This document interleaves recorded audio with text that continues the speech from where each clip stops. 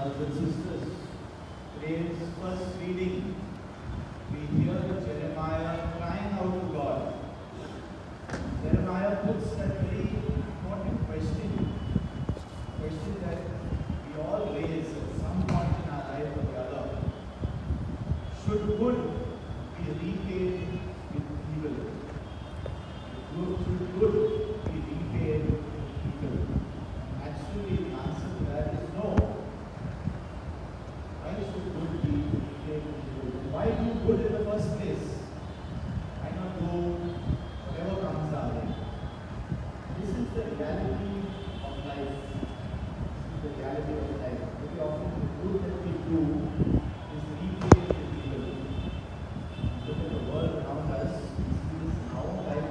We see this. We see innocent suffering. Innocent suffering. Those who have done no wrong, evil now being returned to them. We consider the current state of our world. This is what is happening.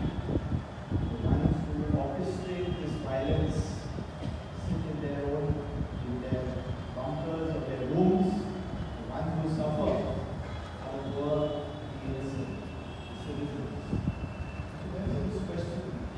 This is one which there is no answer. So what should we do